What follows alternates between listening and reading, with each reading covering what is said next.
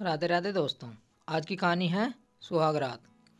अनुराधा सारी रस्मों के बाद बहुत थक गई थी। ससुराल में उसका पहला दिन था। गृह प्रवेश के समय से ही वह अपनी सास सुलोचना जी को देख रही थी। उसकी सास ने लाल रंग की बनारसी साड़ी पहन रखी थी। मांग में मोटी सी लाल रंग की सिंदूर की रेखा और माथे पर बड़ी सी लाल रंग की बिंदी लगा रखी थी।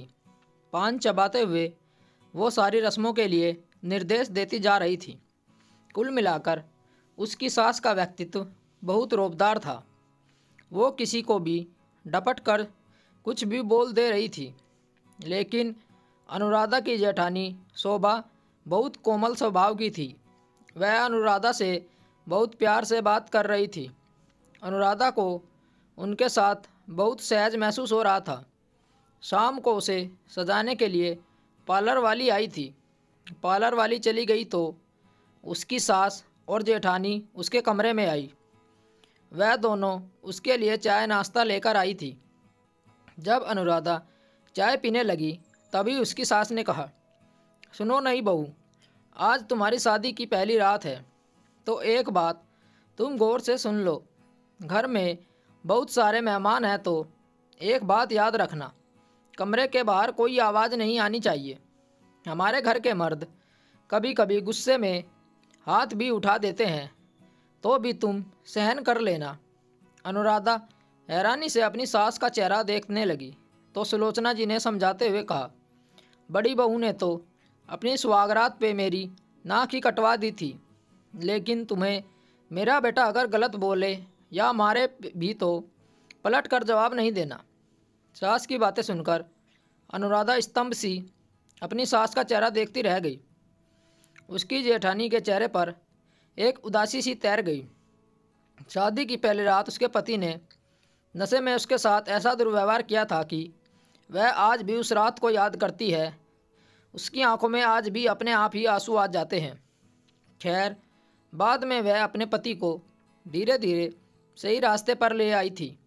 लेकिन सास ने मुंह से उस रात की बात सुनकर आज एक बार फिर से वह दहल उठी कि कहीं नाजुक सी दिखने वाली अनुराधा के साथ उसके पति अनुराग ने कोई घटिया हरकत की तो वह बेचारी सहन कर पाएगी या नहीं।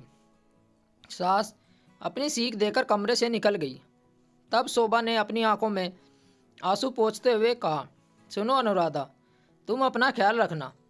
इतना कहकर वह अनुराधा को उसके कमरे तक छोड़कर वहाँ से चली गई। अब इसके आगे का सफ़र अनुराधा को ही तय करना था। फिर नई बहू अनुराधा कमरे में गई तो उसने देखा कि कमरे की सजावट बहुत खास तरीके से की गई थी। सास की बातों के बाद अनुराधा को कुछ भी अच्छा नहीं लग रहा था। वह सोच रही थी कि शादी के बाद उसने एक अच्छा हमसफ़र पाया है या एक ऐसा इंसान जो उसे सिर्फ दुख दर्द देना जानता है। यदि अनुराग ने ऐसा वैसा कुछ किया तो वह यही सोच रही थी कि तभी अनुराग कमरे में आया। अनुराधा खड़ी ही थी। उसने पीछे पलटकर देखा तो अनुराग लड़खड़ाते हुए कदमों से आया। उसके मुंह से शराब की बदबू आ रही थी। अनुराग सीधे उसके पास आया और उसके कंधे को पकड़ा और उसे धकेल दिया और कहने लगा, अब तुम्हें जीवन भर मेरी खुशी का ख्याल रखना होगा। अनुराधा किसी तरह उठी और अनुराग को पीछे धकेल कर बोली, मैं तुम्हारी पत्नी हूँ, कोई खरीदी हुई वस्तु नहीं जिसके साथ तुम जैसा चाहो व्यवहार करोगे। मेरी भी कुछ भावनाएं हैं, यह तुम्हें पता नहीं। जो तुम घटिया हरकत कर रहे हो उससे तुम पत्नी के मन में जगह नहीं बना पाओगे।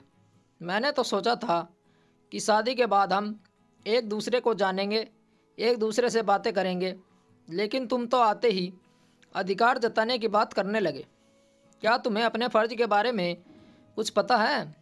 अनुराग गुस्से में बोला, इस वक्त मैं लेक्चर सुनने के मूड में नहीं हूँ, इसलिए मैं तुम्हारी बकवास सुनने वाला नहीं हूँ। इसलिए अपने नखरे अपने पास रखो। बोलते हुए नशे के मारे उसकी जुबान भी उसका साथ नहीं दे रही थी। अनुराधा को गुस्सा भी आ रहा था और उसकी झूमती हुई काया देखकर हंसी भी आ रही थी। अनुराग ने आगे बढ़ते हुए कहा, आखिर तुमने शादी किस लिए की है? मुझे यह सब लेक्चर सुनाने के लिए? अब तो अनुराग अनुराधा को समझ में आने लगा कि उसकी सास उसे क्या समझा रही थी, लेकिन यह भी कोई कमज़ोर लड़की नहीं थी जो दुख झेले। अनुराग ने जैसे ही आगे की कहानी हम अगले भाग में सुनाएंगे। तब तक हमारे साथ बने रहिए। स्टोरी को लेकर आपकी क्या राय है, नीचे कमेंट करके हमें ज़रूर बताइएगा। ऐसी ही और बेहतरीन कहानियाँ सुनने के लिए हमारे चैनल को ज़रूर सब्सक्राइब करें। कहानी सुनने के लिए आप लोगों का बहुत बहुत धन्यवाद। राम राम दोस्तों।